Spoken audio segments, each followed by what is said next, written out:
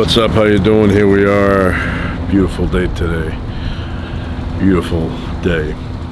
And behind me is Venice High School, better known as Rydell High.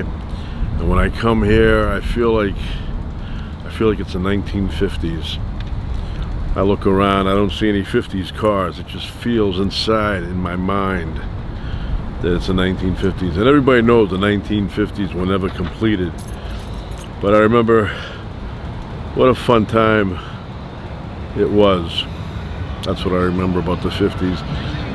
Being a kid, this movie came out, and I don't know, something about it. First of all the songs were great, and now they make musicals and the songs are horrible. And a lot of times they hire people to be actors in these movies and they can't sing that well. Although now with AI, you can make anybody sound pretty good. But I remember seeing this movie for the first time, and everything about it, the T-Birds, the Pink Ladies, everything about it spoke to me. And I've said this before, but for those that haven't heard it, I'm going to say it again. That movie kind of screwed me up a little bit. I thought when you went into high school, you looked as old as those people did, the Grease people, you know, Danny Zuko, Kanicki. And I was looking in the mirror when I was in 7th, 8th grade, and I was thinking, I don't look old enough to be in high school. I'm going to be like a little looking person, and everybody's going to be all big and everything and mature looking, and I want to be this little, you know, child in the corner. And I remember 8th grade, I was thinking, I don't know about that movie, because a lot of kids in my class in 8th grade, they don't look like they're going to look that old in high school. I goes, something going to accelerate on me, maturity, aging. And then when I actually got to high school, I looked around and I said, I'm pretty average here. There's a lot of kids smaller than me, some kids are bigger, but everybody kind of looks like me in terms of maturity. So, but this movie had people in it that were 27, 28, 30 years old, and they were playing seniors in high school. And when I first saw this movie, I thought, I'm supposed to look like that, and eventually I probably will. But then the years started coming closer and closer to high school years, and I was like, I'm not going to make it. But it was just a trick. All those people in Greece were actually old. But it was the 50s. If I had a time machine, I would go back to the 50s. Just everything about it, the styles, the vivid colors, leather jackets, the grease in the hair combed to the back, the music, everything was like cool. And I know a lot of people say, well, there was stuff going on in the 50s, you know, political stuff, Korean War, things like that. But I don't know, the way they portray it, the way they portray it, I don't think that's a word. The way they show it on television and in the movies, they make it look like it was this awesome, innocent time, everybody getting along. And I know that wasn't the case, but it looks that way. You watch Leave It to Beaver, and it just looks like everybody's having a good time, and good folk, good company, good neighbors, low crime.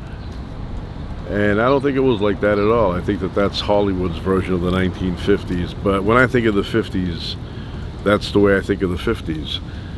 You know, kind of like docile, tranquil, quiet, all that stuff.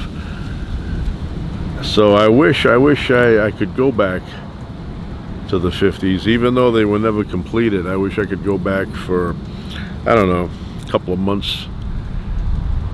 And you know, sometimes I'm walking through a neighborhood and I'll get a feeling of a year. A lot of times I feel like it's 1974. Has a little bit of that fall feeling in it, a little bit old-fashioned, whatever. And then other times it feels like the 50s. I will drive through neighborhoods in California, especially if I'm going towards Ojai. I will drive towards Ojai and I'll make a pit stop in a little town, and it literally looks like the 1950s there. So yeah, that's one decade I'd like to visit one day, if I ever had a DeLorean or something. So imagine if in real life, if you know, we came in contact with people, we just sang our conversations instead of talked. You know, that would be a little bit silly, but in the movie Grease, that's what they do. They snap into songs. You know, and it kind of seemed normal. You know, like when Danny Zuko, Kaneki, and the rest of the T-Birds are fixing up that Grease Lightning car, they break into Grease Lightning and they start singing. You know, now imagine you work at a gas station. Every time a car came in to get the oil changed, you started singing a tune as you were explaining to the customer what needed to be done. Speaking of oil changes, there was a time when $14.99 got you an oil change, and I went and got oil changed in my truck 2 days ago. 170 bucks. Now my truck takes 8 quarts, but still, you know, I mean, back then it was $14.99 4 quarts, so it'd be about 30 bucks for 8 quarts, or maybe they give you a discount if you get 8, but at least $25. And then, you know, they said to me 169 something, and I was like, you want to add that up again? I know it doesn't sound right, but it's right. And you know, funny thing, like a year ago, it was a couple of years ago, it was $129, and in a matter of 2 years, you know, it went up to 170, like 50 bucks, 50, 40 bucks.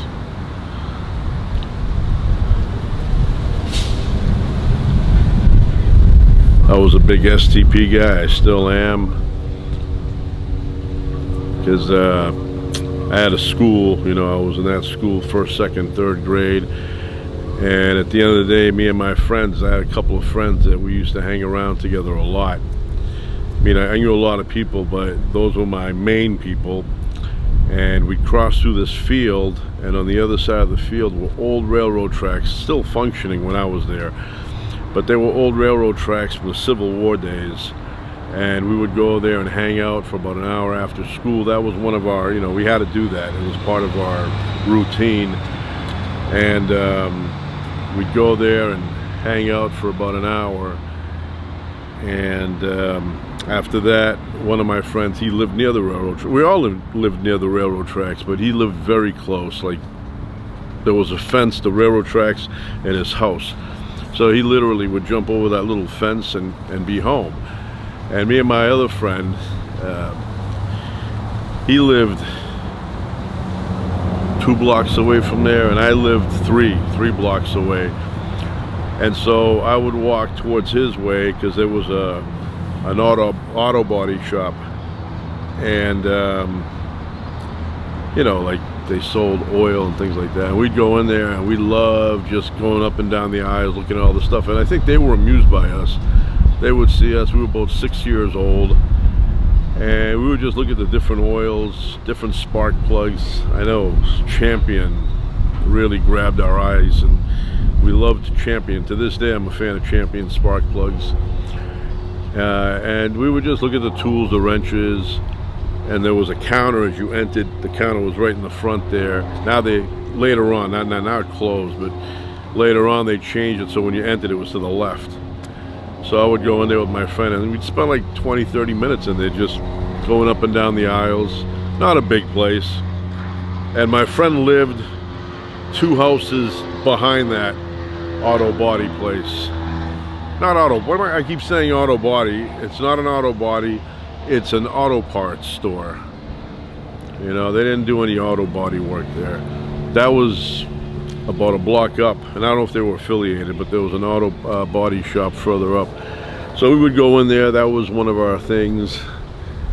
And and I've said this before, I've said a lot of things before, but I have to say them again. Some people haven't heard this stuff. My friend came in one day in first grade, and he opened up his lunchbox, and inside he had a nice STP sticker, and I wanted one. And I said, "Where'd you get that from?" And he said to me, "The auto parts store. If you told me the word you got to spell out, if you spell out that word correctly, they give you a free STP sticker." So that Saturday, me and him, you know, I kind of cut the cartoon short, and me and him sat in front of the sidewalk. Picture 2 6-year-olds. We're in front of that auto place, and we're sitting on the sidewalk, and I'm practicing the word. And I didn't feel 100% confident, but I said to them, "Okay, I'm good, let's go in." I could have practiced another 10 minutes. So we went in, and I said to the guy, "Can I have an STP sticker?" Bald guy with glasses, and he reaches underneath, and for a second I thought he was going to give me the sticker. And he pulled out a pad of paper and a pen and slapped it down in front of me. And he told me to spell a word.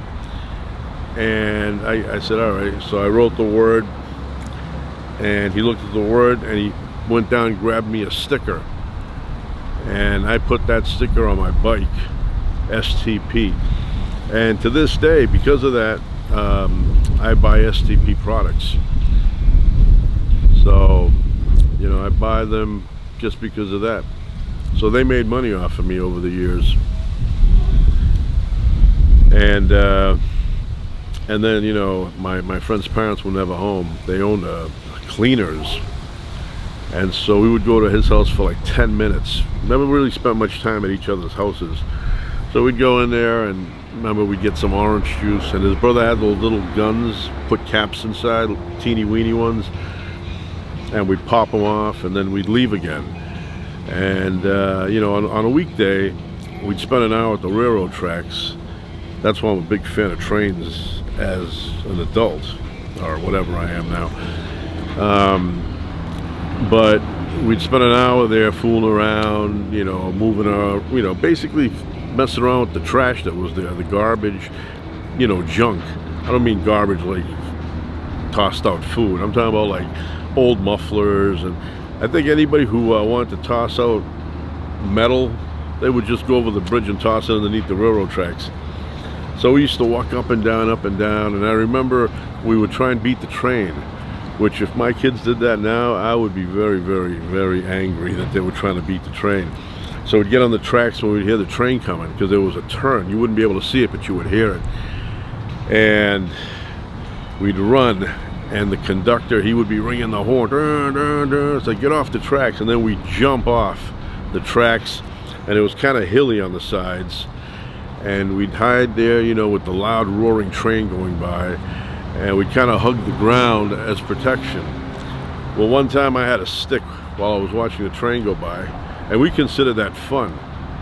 Easily could have gotten killed on that, but you don't think that way. The brain is not fully developed at that age, and you don't really think about that. But anyway, I had a stick, and I was digging into the ground, and all of a sudden I got a, you know, I don't know, 7, 8 inches down, and I hit glass, and I dug it out, and it was a glass bottle of alcohol, full, with the tag thing up top, you know, it was still sealed. And I pulled that out. I pulled many out, and we were like looking at each other like, where'd this come from? We did not drink any of it. I mean, it might have been alcohol, it might have had some other stuff in it, but we were not interested. We were, like I said, 6 years old when that happened. And I remember opening them up and dumping them out. And to this day, we have no idea why there were alcohol bottles buried in the ground by the railroad tracks. Who knows how many years they were there, but they were, you know, they were about 8 inches down, and they were there for years. So, you know, I called my friend up many years later, and we were talking about the good old days, helicopter. And we were talking about the good old days, and he actually had a memory of all the things I was mentioning to him. He said, "Yeah, I tell everybody these stories." And I said to him, "Remember those bottles we found?" And he said, "Yeah, I do remember." So it's great when they remember, you know, people you spend time with. Otherwise, it's like you're the only one that has the memory. It's not as fun. And me and that friend, we thought we were going to be friends for life, but I went to another school, and I don't know, back then there was no, texting or anything like that, and we lost touch with each other. I went to another school, I made other friends, he remained in the same place, and, he kept the same friends. Over the years, I would bump into him, here and there. Once every 15 years or so, I'd bump into him somewhere. Briefly. One time I ran into him in the arcade, talked to him there, played a couple of games with him, and another time I didn't talk to him. I ran into him at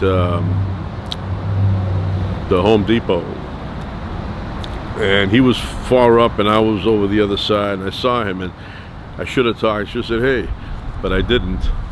Things you regret.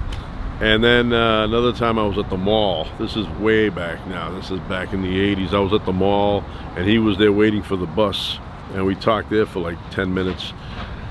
But if I had remained in that school, him and I, or he and I, would have been, really good friends for, life.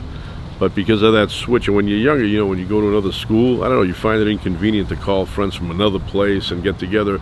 It's easier just to make arrangements with people that you're going to school with, and that's what I did. And so me and him lost contact. When I switched schools, the following time I saw him again, like it was 10 years later. So yeah, but good kid. And then there was another kid we hung around with, the third friend, and he was a little bit shady later on in life, and I think about it now, and he seemed like he was going to be that way when he was a kid, but he became a little bit, when I say shady, a little bit shady. And he sat next to me, so I was first row, and he was second row, and he was right next to me. And at lunchtime, we sat in class in first grade. And like on Fridays, the teacher would say, who here wants chocolate milk? And then she would jot down the number or whatever, 14. And who here wants white milk? And maybe it was like another, 13 or whatever, and then she would send that down. And so the following week they had our milk order. Now I always got chocolate back then, and he got chocolate too, so he would sit there nice and quiet, and he always had the same food. His mother did not know how to make anything else, so he had a bologna sandwich. That was it, and chips. And I had all different, every day had something different. In my Bruins lunchbox, that was what I had at first, and then after that, half the year passed, I got my $6 million man lunchbox. But he would open up his sandwich, and then he would open up the chips, the Wise potato chip, and put the potato chips on top of the bologna, and eat the sandwich that way. And then he'd look at me, looking at him eating the sandwich. Him I ran into one time, and like I said, he was a little bit shady. So yeah, and I never went to his house. I don't know. I saw his mother when she would pick him up at school. Once in a while she would be there for something. Now you think about it, back then they were nice and young. Now if they're still alive, they would be in their 80s. But I remember then I had this friend named Michael. Michael, he came in second grade, and he was small compared to all of us. Like we were King Kong next to him. And he was very quiet, very shy. And I remember hanging out, and even though he was that way and he was little, back then, they let you play. We would like play all different parts of the neighborhood. And then finally at the end, when the lights, and this is true, it's not just a phrase, but when the lights would come on, the street lights, I would walk by his house, and he would go home. And I remember his mother would open up the side door where the kitchen was, and it always had that smell of like you're frying food or frying potatoes, very appetizing smell. So yeah, I remember him going up the side stairs, the door opening up. And one time I got a glimpse of the kitchen. There was a table that was all set up, and she, back then it was all housewives. Women did not work. I mean, they worked, but it wasn't as common, especially if they had kids. A lot of, my friends, their mothers stayed at home, and his mother was one of those. So yeah, he was a little shy kid, but it was normal back then to just tell your kid go and play.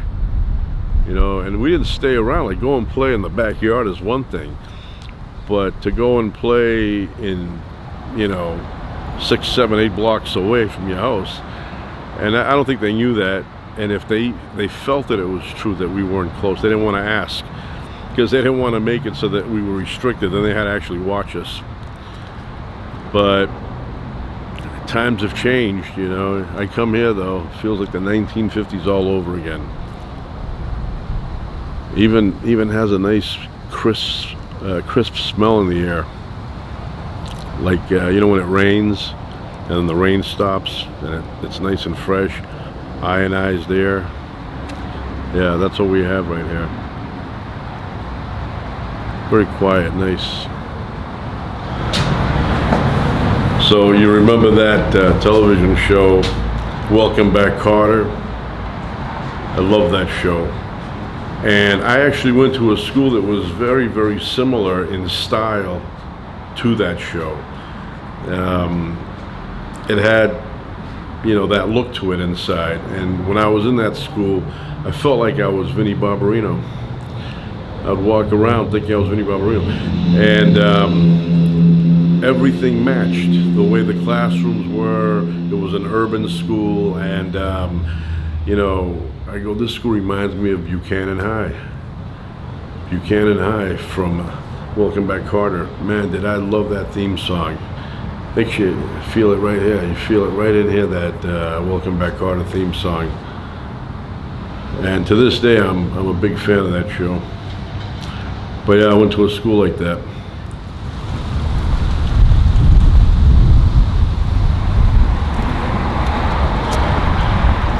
All right, I'm gonna tell you what it smells like out here right now. You know that smell, cut grass? Yeah, that's what it smells like. And somebody told me, I don't know, that smell is an aphrodisiac. Yeah, that's what I've been told. So, but it does have that, I don't know, that feeling of well-being that goes along with that. I don't know, something about it. I used to cut grass when I was a kid at my house, and when you would smell that, it made you feel like it was a good day. But that's what it smells like here, cut grass. And like I said, when I come here, it feels like the 50s all over again.